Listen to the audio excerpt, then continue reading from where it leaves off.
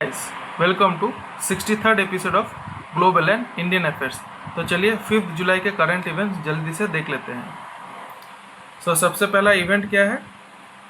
7th edition of bilateral Japan India maritime exercise JIMEX 23 hosted by Indian Navy is being conducted off Visakhapatnam from 5th to 10 July. This edition marks the 11th anniversary of JIMEX since its inception in 2012.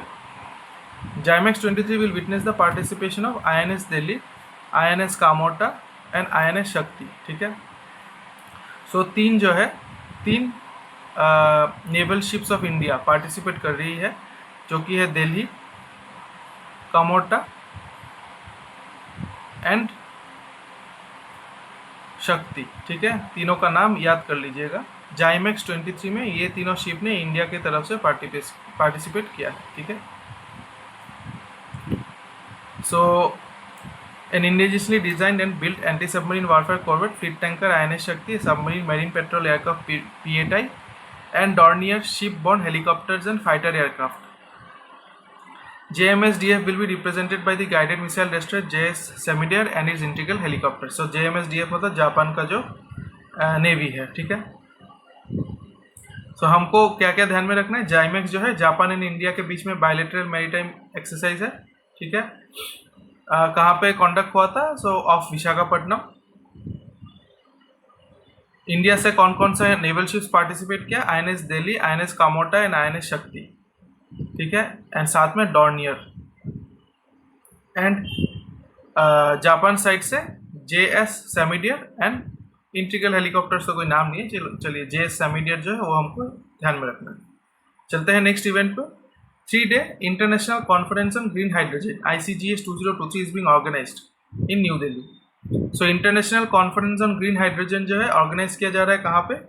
New Delhi में।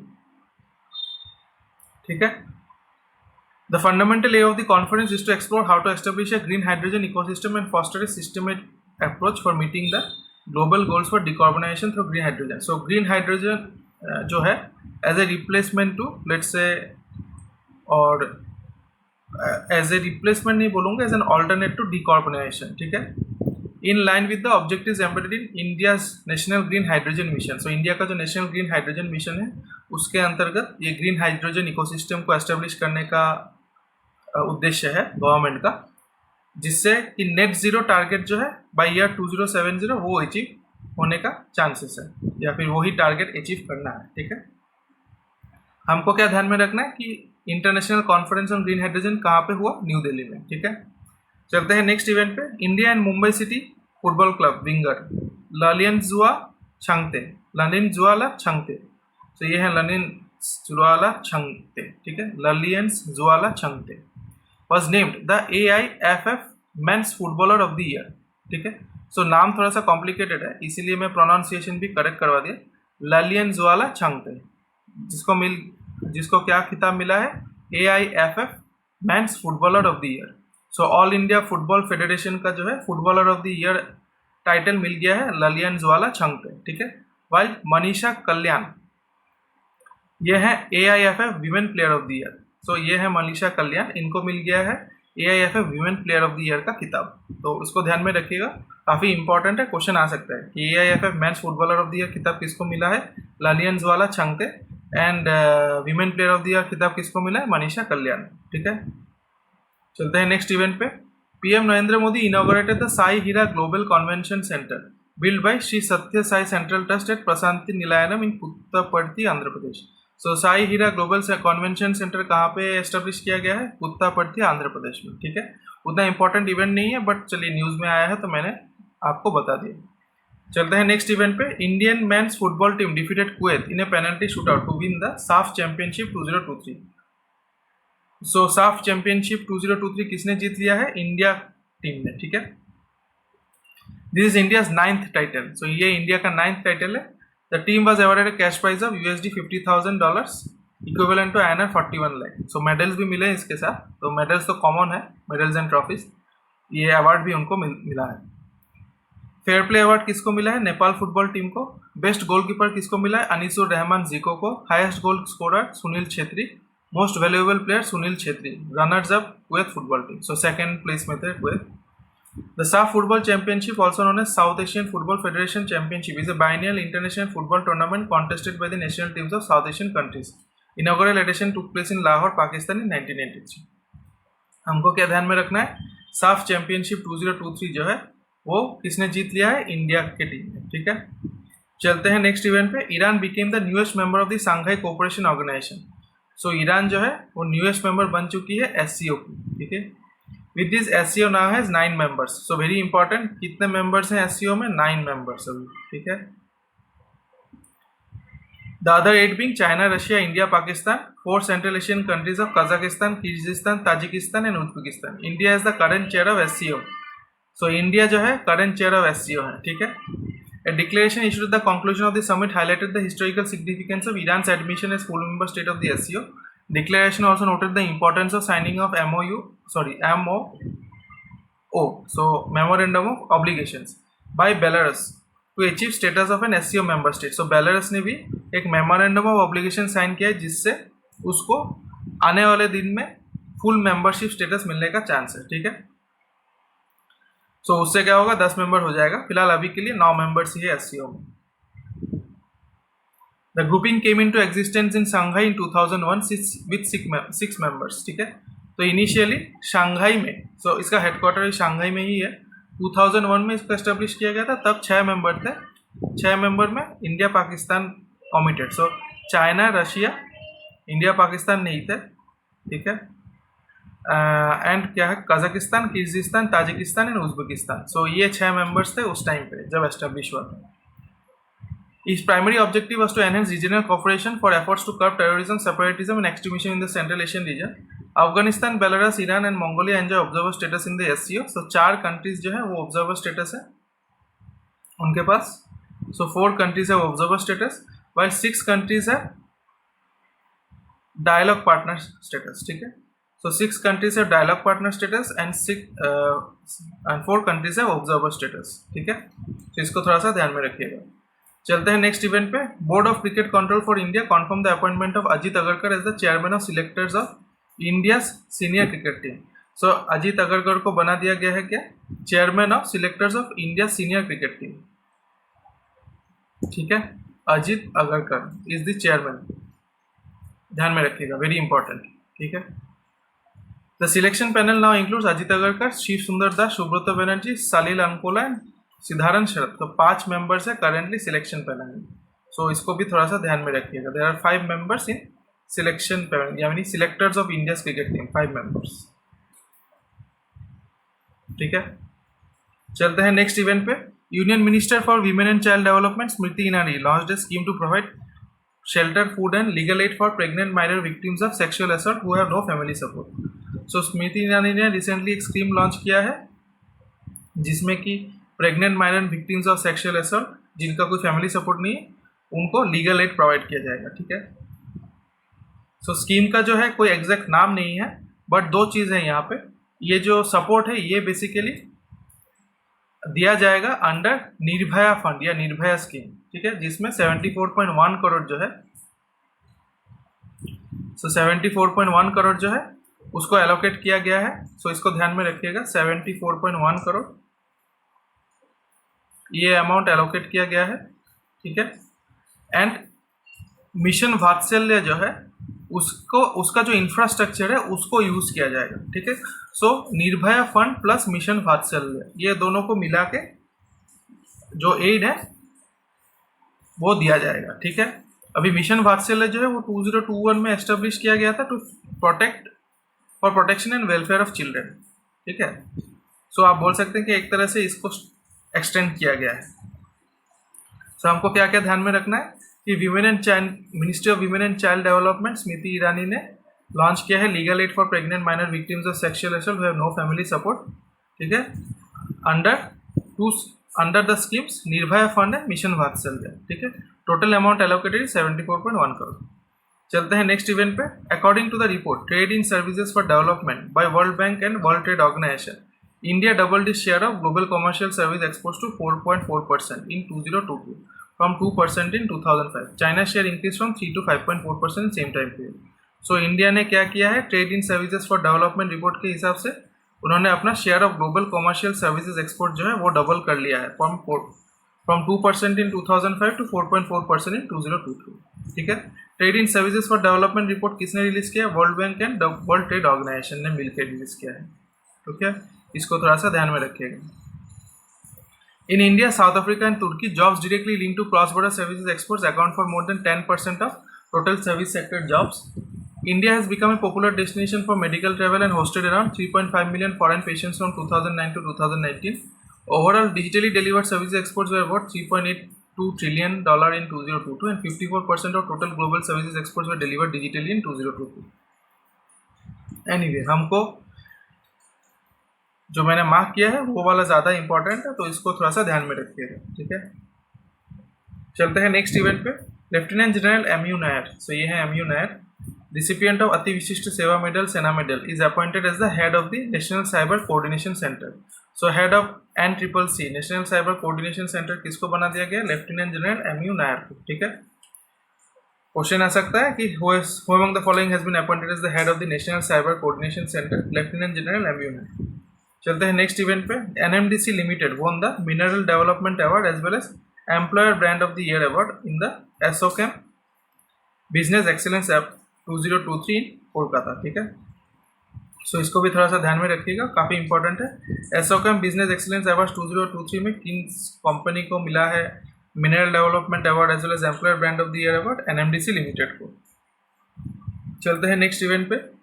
Wildlife Crime Control Bureau of the Ministry of Environment, Forest and Climate Change issued a red alert directing the authorities to visit all tiger reserves to immediately intensify the patrolling in sensitive areas amid the successive poaching of tigers.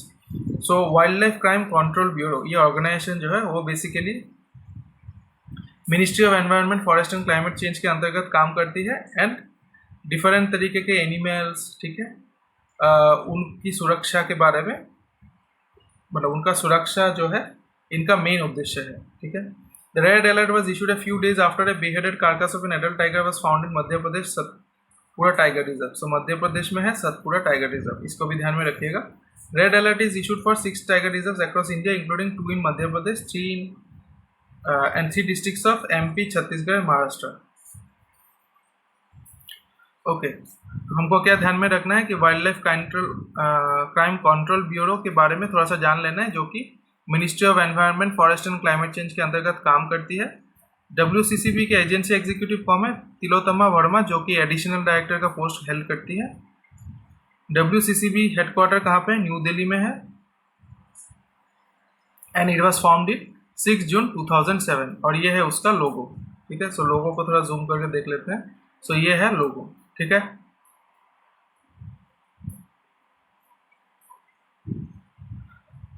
चलते हैं next event पे। Britain King Charles III and Queen Camilla presented the coveted Elephant Family environmental award. So Elephant Family environmental award किसको मिल गया है? एक मिला है कार्तिकेय गोंजाल्विस को for film Elephant Whisperers and एक मिल गया है रियल एलिफेंट कलेक्टिव ग्रुप को। ठीक है, सो कार्तिकेय गोंजाल्विस को बेसिकली मिला है तारा अवार्ड।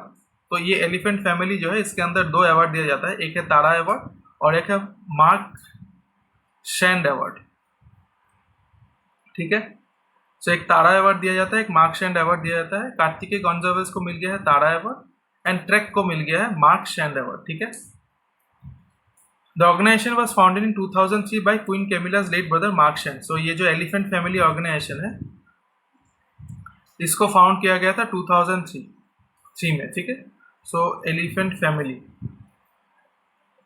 फैमिली को फाउंड किया गया था 2003 में बाय मार्क शैंड। ठीक है, जो कि क्वीन कैमिला के ब्रदर थे। Was deeply passionate about protecting and supporting elephants and Asian wildlife and the Tara award is name after his elephant. So Mark Shand के जो एलिफेंट थे उनके ऊपर ये तारा अवार्ड नाम या फिर अवार्ड दिया जाता है। ठीक है, the elephant whisperers had won the 2023 academy award for best documentary short film earlier this year. So elephant whisperers को एक्चुअली 2023 एकेडमी अवार्ड भी मिला है for best documentary short film. ठीक है, सो इसको ऑब्वियसली एकदम ध्यान में रखिएगा, काफ़ी इंपॉर्टेंट इवेंट है ये। चलते हैं नेक्स्ट इवेंट पे। Indian youngster Shreyanka Patil is set to become the first Indian cricketer to feature in the 11th edition of Caribbean Premier League. तो श्रेयांका पाटिल जो है फर्स्ट इंडियन क्रिकेटर बन चुकी हैं जिनको कैरेबियन प्रीमियर लीग में मौका मिला है, ठीक है, खेलने का। वो किस ग्रुप में खेलेंगी? गुयाना अमेजन वॉरियर्स, ठीक है। Matches will be played across 5 countries in Caribbean, 6 teams: Barbados royals, Guyana Amazon warriors, Jamaica Tallawahs, Saint Kitts and Nevis patriots, Saint Lucia kings and Trinbago knight riders. So ये 6 team है, ये 6 team मुकाबला करेगी। और श्रेयांका पाटिल को basically Guyana Amazon Warriors का या Guyana Amazon Warriors में इंक्लूड किया गया है, ठीक है। चलते हैं नेक्स्ट इवेंट पे। Apple became the first publicly traded company to have a market value of $3 trillion और मोर। सो एप्पल जो है बन चुकी है first publicly traded company to have the highest market valuation, ठीक है। सो $3 ट्रिलियन के ऊपर उनका मार्केट वैल्यूएशन चला गया है। तो जिनको पता नहीं है, एप्पल जो है एस्टेब्लिश किया था Steve jobs and Steve Wozniak ने, ठीक है, इन 1976। The Greater Chennai City Police launched Police Drone Unit for aerial surveillance over vast areas and quick detection of criminal activities, the first of its kind in the country. Greater Chennai City Police launched Police Drone Unit, ठीक है। सो यानी police drone unit जो है Chennai city में launch किया गया। At present, drones are operated around Marina and Elliot beaches. Project cost approximately 3.6 crore. हमको क्या ध्यान में रखना है कि चेन्नई में police drone unit first of its kind in the country launch किया गया है, ठीक है। चलते हैं नेक्स्ट इवेंट पे। In a first, Uttar Pradesh launch one tap one tree campaign from July 1। So Uttar Pradesh में लॉन्च किया गया है one tap one tree campaign from July 1। As part of this, free saplings would be distributed with each new tap connection in rural areas of the state. So Har Ghar Jal scheme जो है जिसके अंतर्गत tap setup किया जा रहा है, तो इसी स्कीम के अंतर्गत क्या होगा कि जहाँ जहाँ नया टैप कनेक्शन दिया जाएगा उसके साथ एक पौधा भी दिया जाएगा सबको, ठीक है। तो यही है one tap one tree campaign. So इसको हमको ध्यान में रखना है कि ये यूपी में लॉन्च किया गया है फर्स्ट, ये भी फर्स्ट ऑफ इट्स काइंड है, ठीक है। Campaign is launch jointly by Namami Gange programme and rural water supply department, ठीक है। चलते हैं हमारे लास्ट इवेंट पे। Nobel laureate John B Goodenough, the pioneer of the development of lithium ion batteries that are used in the millions of electric vehicles all around the world, died at the age of 100। So ये हैं John B Goodenough, इन्होंने lithium ion batteries को develop किया था, ठीक है। Very important, हमको ध्यान में रखना है कि John B Goodenough was the developer of lithium ion batteries. Question इसके ऊपर आ सकता है। तो चलिए आज का कुछ क्वेश्चन ट्राई कर लेते हैं। According to a recent report by the World Bank, World Trade Organization, India share of global commercial services exports rose to dash in 2022 from 2% in 2005, 4.4%. The Sai Hera Global Convention Center was recently inaugurated in which of the following states? Andhra Pradesh. Recently, Smriti Irani launched a scheme to provide integrated support and assistance to girl child victims under which of the following? So, integrated support and assistance to girl child victims under which of the following? So, Mission Vatsalya, ठीक है। And Nirbhaya scheme भी है। सो ये दोनों option ही actually valid है। Nirbhaya scheme के अंतर्गत जो फंड है वो दिया जाएगा, बट मिशन वात्सल्य के अंदर जो है टोटल जो इंफ्रास्ट्रक्चर है वो उसको यूज़ किया जाएगा, ठीक है। सो आप ऑप्शंस देख लीजिएगा। ऑप्शंस में अगर दोनों रहे एंड एक ऑप्शन रहे कि both, let's say B and D, ठीक है, बोथ मिशन वात्सल्य निर्भया स्कीम, तो डेफिनेटली वो होगा। अदरवाइज मिशन वात्सल्य आप सिलेक्ट करिएगा, ठीक है। Which of these countries recently became a member of Shanghai Cooperation Organization? Iran, ठीक है। सो ईरान बन चुकी है SCO का नया मेंबर। सो टोटल 9 मेंबर्स हो चुके हैं। Who among the following was recently named as the AIFF Men's Footballer of the Year? Lerdianzula Changte. Who among the following was recently named as the AIFF Women's Footballer of the Year? Manisha Kalyan. Who among the following were recently became the first Indian cricketer to feature in Caribbean Premier League? Shreyanka Patil. Who among the following was recently appointed as the head of the National Cyber Coordination Center? Lieutenant General M.U. Nair. First of its kind police drone unit was recently launched in which of the following cities? Chennai. Which of the following countries won the SAF Championship 2023? India. The Tara Award of the Elephant Family Environmental Award was recently won by Kartiki Gonzalez. Which of the following companies recently won the Mineral Development Award and the Employer Brand of the Year Award? ASSOCHAM Business Excellence Awards 2023 NMDC. Who among the following was recently appointed as the chair of selectors of India's senior cricket team? Ajit Agarkar. Wildlife Crime Control Bureau is headquartered in New Delhi. GIMEX is a maritime exercise between India and Japan. International Conference on Green Hydrogen was recently held in New Delhi. Which of the following tech giants recently became the first publicly traded company to have a valuation of $3 trillion or more in the world? Apple. So Apple became most valuable company in the world. ठीक है? Who among the following was responsible for the development of lithium-ion batteries? John B. Goodenough. Which of the following states recently launched the One Tap One Tree campaign? Uttar Pradesh. Which of the following Indian naval ships participated in GIMEX 2023? INS Delhi, Kamorta, Shakti. तीनों ने participate किया था, तो all of the above. तो guys आज के लिए इतना ही. मिलते हैं अगले एपिसोड में. आशा करता हूँ ये एपिसोड आपके लिए काफ़ी इन्फॉर्मेटिव रहा होगा. अगर एपिसोड अच्छा लगे तो डेफिनेटली लिंक को, यूट्यूब के लिंक को अपने दोस्तों के साथ शेयर कीजिएगा एंड वीडियो पे जो है लाइक कीजिएगा एंड चैनल को सब्सक्राइब कीजिएगा. और अगर लगे आपको कि मैंने यहाँ पे कुछ गलत इन्फॉर्मेशन दिया है तो डेफिनेटली कमेंट्स पे मुझे बताइएगा. चलिए आज के लिए इतना ही. मिलते हैं अगले एपिसोड में. Ta-ta and bye bye.